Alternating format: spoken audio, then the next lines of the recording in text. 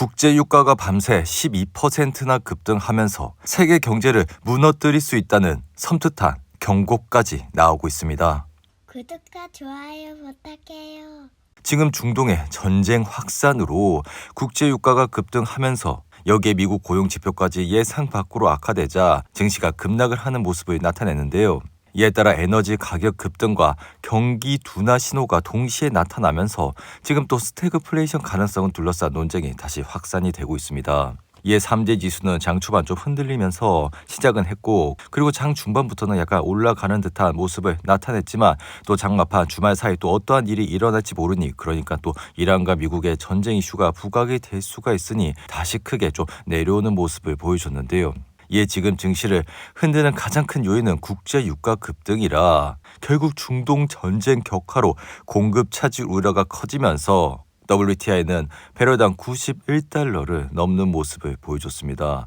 여기에 쿠웨이트는 호르무즈 해역 봉쇄 여파로 저장 공간 부족에 직면하면서 일부 원유 생산을 줄이기도 했다고 밝혔는데요. 이에 WTI는 장전부터 좀 올라가는 모습을 보이더니 결국 80달러를 넘고, 그리고 85달러를 넘으면서 90달러도 돌파하는 모습을 보였기에 이날 증시가 굉장히 안 좋은 모습을 나타냈다 할 수 있죠. 이에 따라 지금 대부분의 빅테크들도 떨어지고, 특히나 반도체 관련 기술주들이 내려가는 모습을 보여 다시 한번 증시가 좀 크게 흔들리는 모습을 나타냈죠. 여기에 지금 또 주말 사이 어떠한 일들이 벌어질지 모르는 상황이라 또 이러한 위험 회피 현상이 나타나면서 증시를 많이 끌어내렸고, 결국 이 유가 급등은 이란 전쟁 확대에 따른 원유 공급 차질 우려가 커진 영향이라, 이에 지금 쿠웨이트도 원유 저장 공간 부족으로 일부 유전에서 생산을 줄이고, 쿠웨이트는 하루에 약 260만 배럴 원유를 생산한다고 하지만 지금은 약 120만 배럴 수준으로 생산을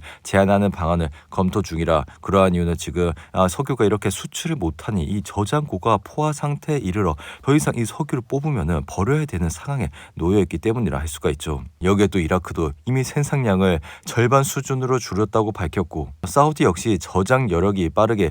줄어들고 있다고 밝혔기에, 만약 이 전쟁이 계속되면 이 페르시아만 국가들이 며칠 안에 에너지 생산을 중단할 수도 있어 결국 이러한 상황이 현실화될 경우 배럴당 150달러까지 유가가 치솟을 수 있다는 우려가 나오고 있다 말씀을 드립니다. 이에 따라 지금 반도체 그리고 대부분의 빅테크 주들이 좀 흔들리고 있고, 더구나 월요일 장을 시작하는 국내 시장 역시 이러한 여파로 굉장히 좀 많이 주가가 흔들릴 것이라 예상이 되기에, 또 우리는 또 주말 사이 또 어떠한 일들이 벌어지는지에 대해서 좀 면밀히 관찰할 필요가 있다고 생각이 드는데요. 그리고 또 지금 빅스 지수도 증시가 좋지 않다 보니 이날 24%나 급등을 하면서 29까지 올라왔고, 실제로 이렇게 빅스 지수가 29까지 올라온 것은 최근에는 거의 없어. 여기서 보시면은 지난해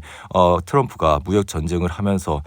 빅스가 단번에 뭐 30은 넘고 40은 넘고 그리고 50을 찍는 모습을 나타내, 이게 보통 빅스가 이렇게 30이 넘으면은 시장이 크게 불안정하고 보통 분할 매수의 타임으로 많이 여겨지고 있고, 그러한 이유는 이렇게 30 이상일 때부터는 변동성이 굉장히 커지면서 증시가 오락가락하지만 결국 뭐 일주일 안에 좀 안정이 되는 경우가 많았기에 이러한 것을 좀 이용을 해서 투자를 하면 좋을 거라 말씀을 드리며, 그렇다 보니 지금 시장의 피어인 그리드 지수도 27까지 내려왔고 이제 극도의 공포감까지 내려올 것이라 생각이 듭니다. 그럴 경우 이렇게 또 극도의 공포까지 들어가게 되면 우리가 또 매수를 하기에는 좀 꺼림칙한 그런 분위기라 솔직히 말해서 손이 잘 안 간다고 할 수가 있고, 심지어 보통 투자자들의 경우 이러한 경우 좀 팔고 시간을 좀 기다렸다가 또 저가 매수를 하면서 또 타이밍을 보는 경우가 많다고 할 수가 있죠. 하지만 늘상 그랬지만 이러한 시기내 뭐 1년에 한두 번 정도 찾아오는 시기라 올 초에 뭐 연초부터 찾아왔다고 보시면 될 것 같고, 또 그동안 또 1월달 뭐 증시가 좀 많이 올랐기에 그동안 좀 많이 올랐던 기업들이 좀 시세 차익을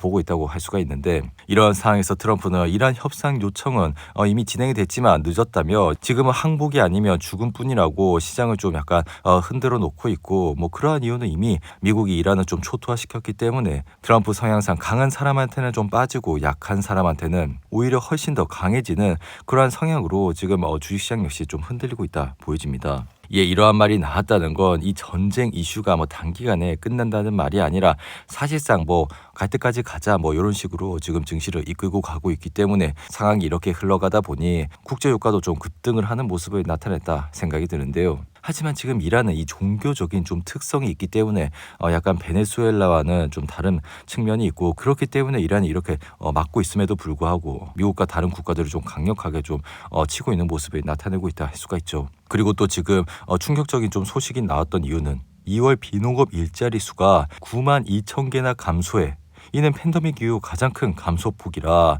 여기에 지난해 12월 고용은 기존 4만 8천 개 증가해서 1만 7천 개 감소로 수정했고, 올해 1월 증가폭도 13만 개에서 12만 6천 개로 낮아져 이에 따라 또 증시가 좀 많이 크게 흔들렸다고 할 수가 있습니다. 이에 지금 이 고용의 감소세는 코로나19 팬데믹 이후 가장 큰 감소 중 하나로, 일부 감소는 악천후와 의료기관 파업 영향이 반영된 것으로 분석을 하지만, 지금 이 전쟁 이슈와 더불어 미국 내 시장까지 좀 좋지 않은 흐름을 보여주고 있기 때문에 증시가 좀 많이 흔들렸고, 결국 고용 감소와 유가 급등이 동시에 나타나면 또 투자자들은 또 스태그플레이션이라는 위험을 좀 감지를 하기 때문에 주식을 좀 냈다 파는 현상도 나왔다고 할 수가 있죠. 이에 예상 밖 고용 충격에 전쟁으로 인한 유가 급등까지 겹치면서 지금 페드의 통화 정책 판단이 좀 한층 더 복잡해졌고, 이 노동시장 둔화는 금리 인하 압력을 키우는 반면 에너지 가격 상승은 인플레이션 위험을 또 자극할 수 있기에 이 연준의 정책 경로가 또 더욱더 안개 속으로 들어가 또 나스닥도 크게 흔들렸다 보여집니다. 이에 개인적인 생각은 다가오는 6월까지는 금리 인하가 크게 이뤄지지 않을 것이라 보이고, 그리고 또 전쟁 이슈, 또 이러한 인플레이션 이슈가 좀 내려가야 아무래도 연준 역시 금리를 인하할 것이라 생각이 들기에, 결국에는 파월 역시 조만간 바뀌겠지만 또다시 경제 데이터를 보면서 금리 인하를 좀 조절해 가겠다, 그런 말을 계속적으로 할 것이라 보여집니다. 이에 지금 증시의 가장 중요한 것은 결국 이 유가라. 이 유가 상승은 휘발유 가격과 운송비 상승으로 이어져 물가를 다시 자극할 수 있는 요인으로 꼽히고, 이 때문에 시장에서는 전쟁이 또 장기화될 경우 인플레이션 압력이 커질 수 있다는 우려가 나타나, 결국 시장은 이 단기적으로 이 유가가 얼만큼 오르냐, 그리고 얼만큼 진정이 되느냐에 따라 증시에 큰 영향이 있을 것이라 보여지며, 그렇지만 이 유가는 결국 좀 상태가 좀 전쟁이라는 상황이 진정이 되면 다시 떨어지고,